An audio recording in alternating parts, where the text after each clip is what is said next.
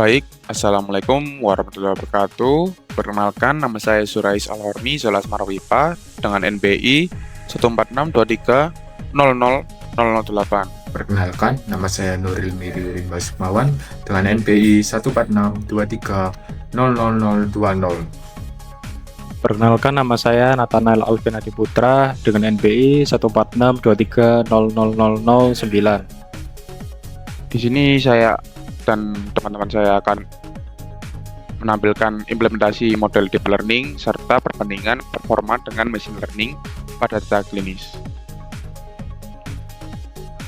Untuk yang pertama, kita masuk pada pendahuluan, yaitu ada tujuan dan paradigma NLP. Untuk yang pertama, ada 3 evaluasi paradigma, yaitu supervised machine learning, unsupervised clustering, dan deep learning RNN.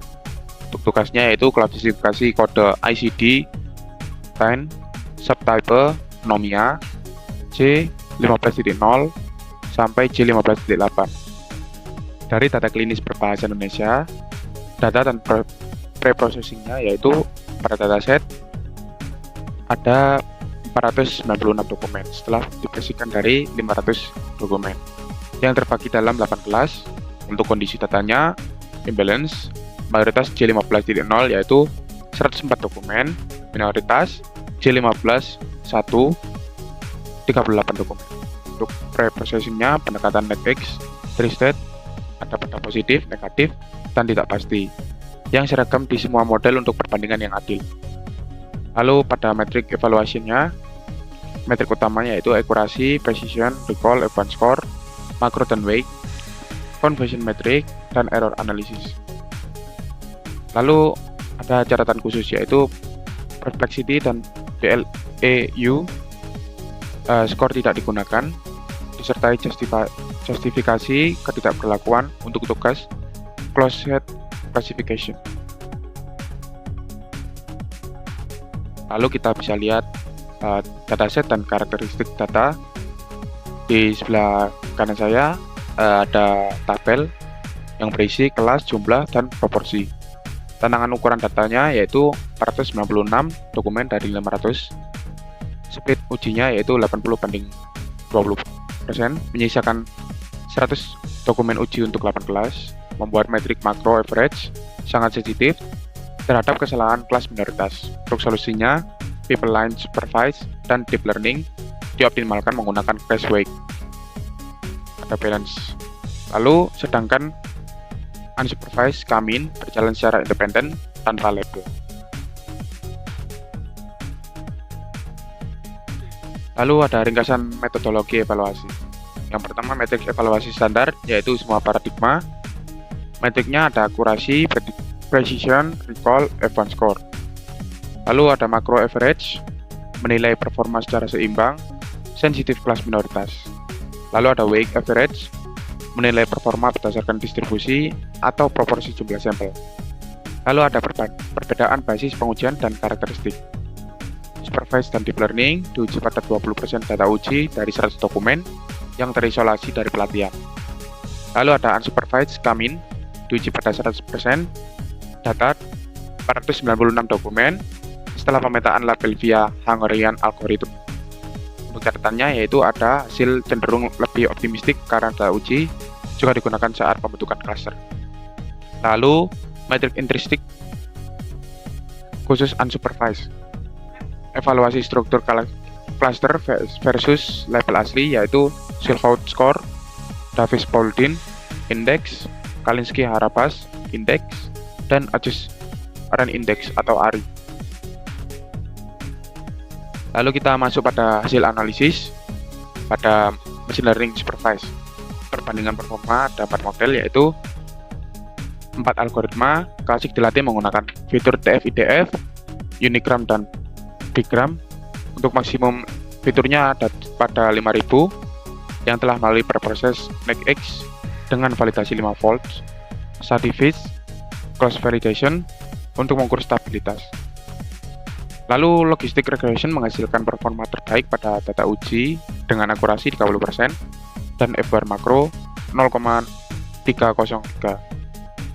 Diikuti linear SVM, rainforest, dan terakhir naive Bayes.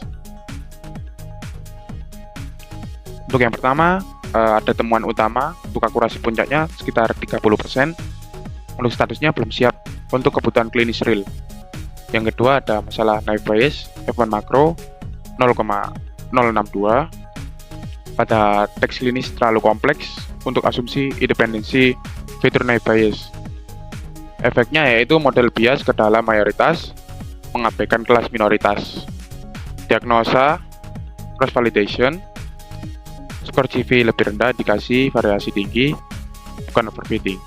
Lalu pada akar masalahnya ukuran data terbatas. Ada pada dokumen 396 dibagi ke 5 volt. Lalu masuk pada conversion metric logistic regression, klasifikasi model report terbaik, memperlihatkan variasi performa yang tajam antar kelas, yaitu kelas tidak ada, mencapai F1 score 0,67, precision 0,70, recall 0,64. Kemungkinan karena pola linguistik negasi pada teks tanpa temuan panomia relatif konsisten dan mudah dipisahkan oleh fitur n-gram. Sebaliknya, kelas J15.8 memiliki F1 score 0,00 model gagal total mengenali kelas B meskipun tersedia 15 dokumen uji dan kelas tidak diketahui. Juga bernilai 0,00 dengan hanya 6 dokumen uji. Lalu di sini ada conversion metric. Pada gambar itu memiliki pola yang sama secara visual. Sel diagram prediksi benar didominasi oleh J15.0, 7 dari 21, dan tidak ada 7 dari 11.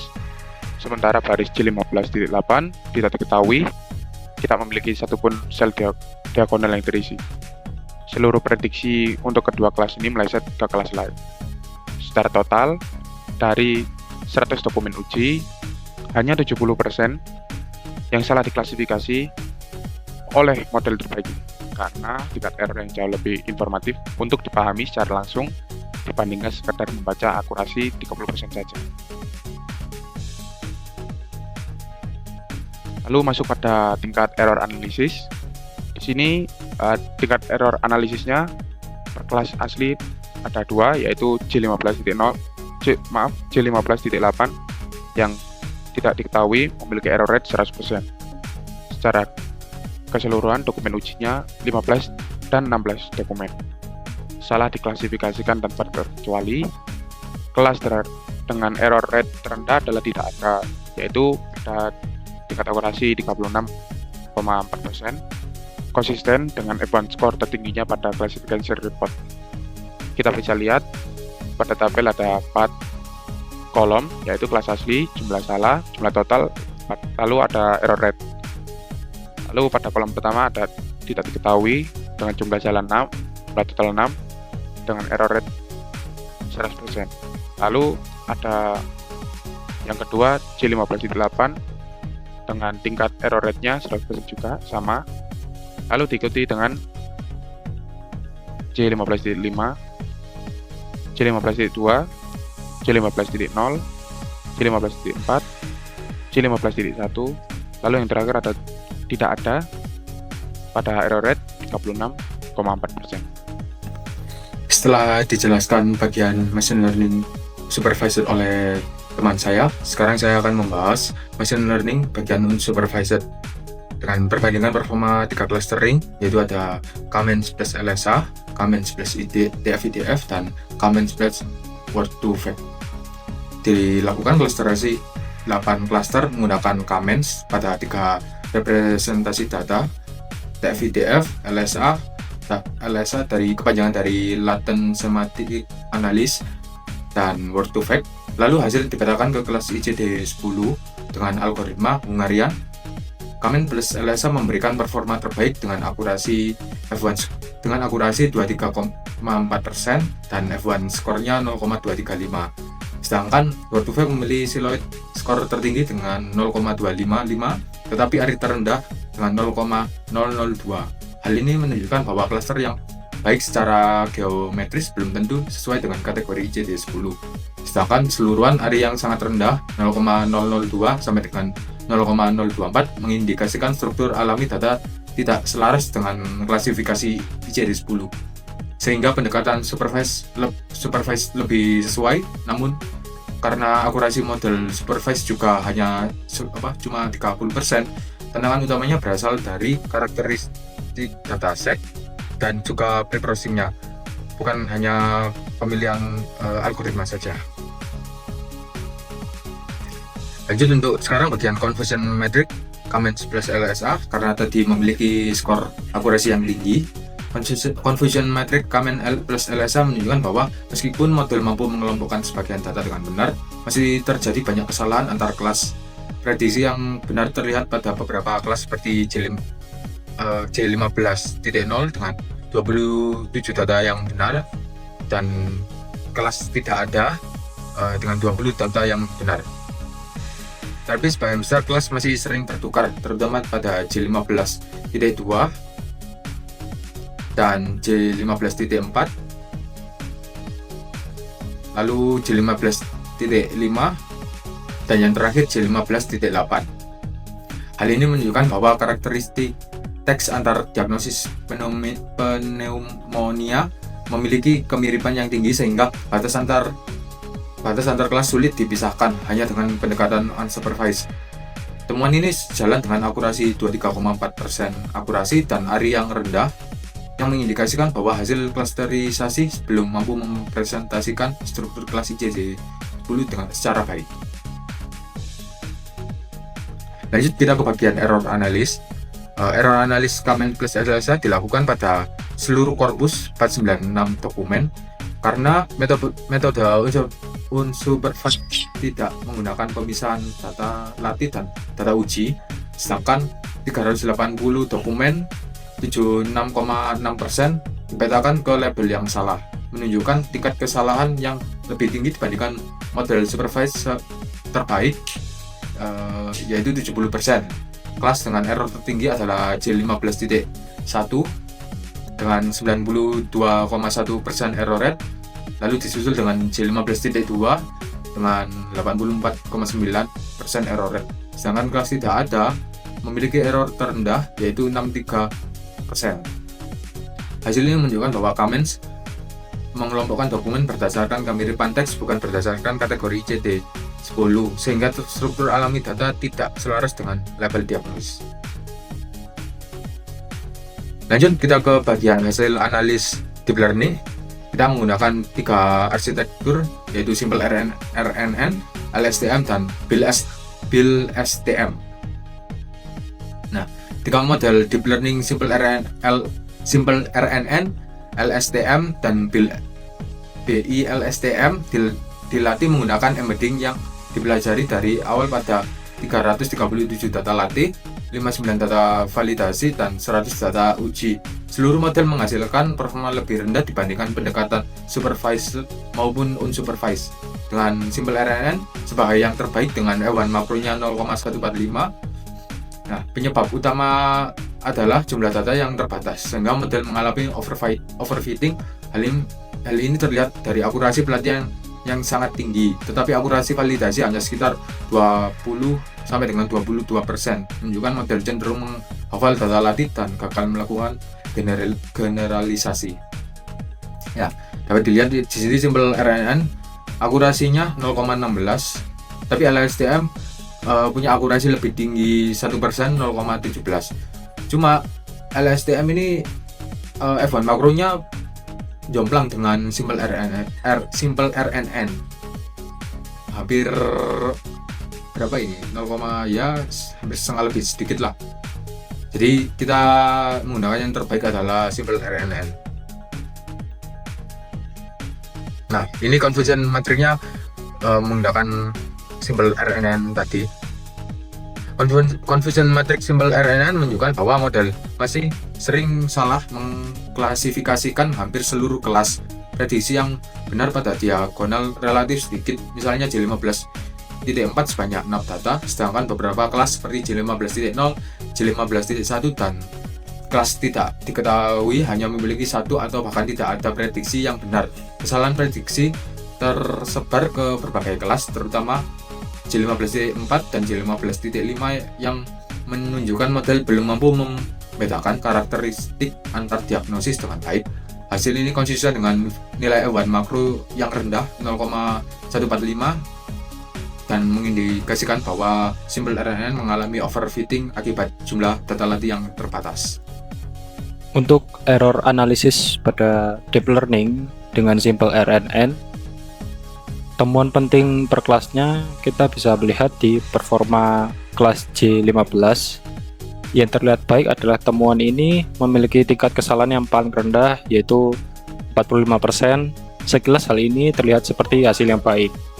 Kemudian penjelasannya adalah hasil tersebut bukan berarti model yang benar-benar memahami ciri-ciri klinis dari kelas J15. Model justru sering memprediksi data sebagai J15-4.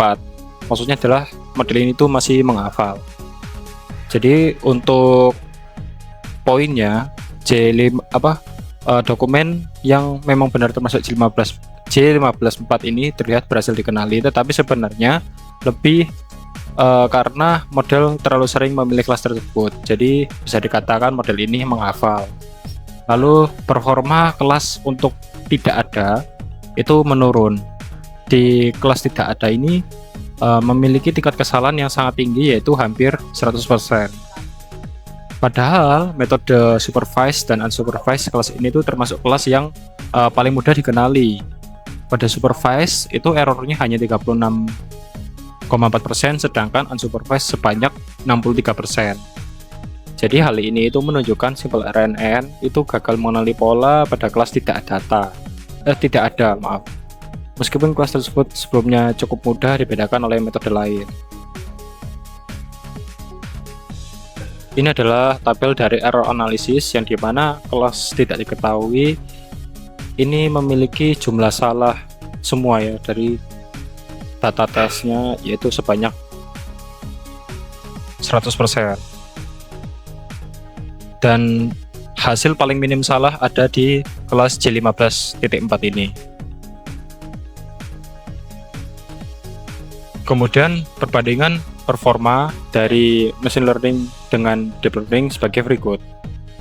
Jadi hasil yang didapat, model logistic regression dari machine learning itu memimpin dengan F1 score dengan 0,33 atau 30%, diikuti model unsupervised yaitu Kamens dan LSA dengan catatan basis evaluasi yang lebih optimistik pada 0,235 atau sekitar 23%.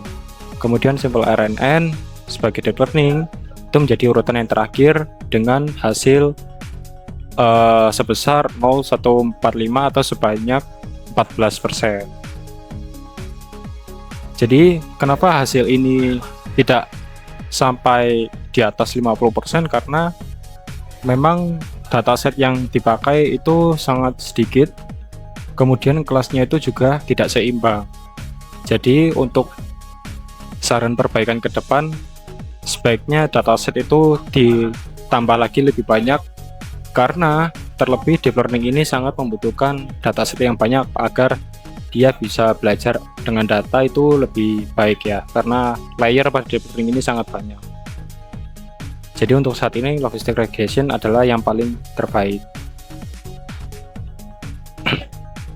Kemudian untuk kesimpulan dan konteks aplikasi nyatanya, penelitian ini menunjukkan bahwa logistic regression dengan TF-IDF itu merupakan metode yang terbaik untuk klasifikasi diagnosis pneumonia berbasis teks dengan akurasinya sebesar 30% dan F1 makronya itu juga sebesar 30%. Sebaliknya, metode unsupervised itu belum mampu membentuk klaster yang sesuai dengan kategori pneumonia atau ICD-10. Sedangkan di model Simple RNN, LSTM, dan BLSTM itu mengalami overfitting akibat keterbatasan jumlah datanya tadi. Selain itu, pada kelas tidak ada menjadi kategori yang paling mudah diklasifikasikan. Sedangkan kelas J15.8 dan kelas tidak diketahui itu merupakan kelas yang paling sulit karena memiliki karakteristik stack yang saling tumpang tindih. Secara keseluruhan, penelitian ini tuh menunjukkan bahwa pendekatan supervised learning lebih efektif dibandingkan unsupervised learning maupun deep learning untuk klasifikasi teks medis pada dataset yang berukuran kecil. Berikut adalah kelebihan dari metodologi eksperimen yang sudah dilakukan, yaitu aspek perbandingan yang adil. Jadi semua model dari tahapan pre-processing, machine learning, dan deep learning itu sama. Dan karena metode pre-processing sama, sudah pasti perbandingan dari proses yang dipakai training itu seimbang. Kemudian hasil lebih stabil. Model supervised diuji menggunakan cross validation sehingga performanya tidak hanya bergantung pada satu pembagian data saja. Kemudian aspek penilaian lebih lengkap. Itu pada metode unsupervised, hasil tidak hanya dilihat dari angka evaluasi tetapi juga dari seberapa baik kelompok data itu terbentuk atau clustering. Kemudian aspek perbaikan lebih terarah ini adalah menampilkan error analysis untuk membantu mengetahui jenis kesalahan yang sering muncul di kelas yang mana, sehingga perbaikan model itu dapat dilakukan dengan lebih jelas ke depannya. Kemudian untuk keterbatasan penelitian, itu dari aspek dataset, yaitu jumlah data itu masih kecil sehingga model yang kompleks seperti deep learning itu belum dapat bekerja secara optimal. Kemudian aspek kelas sulit dibedakan, jadi ada beberapa kelas itu memiliki pola teks yang mirip sehingga model itu kadang sulit membedakan label yang tepat.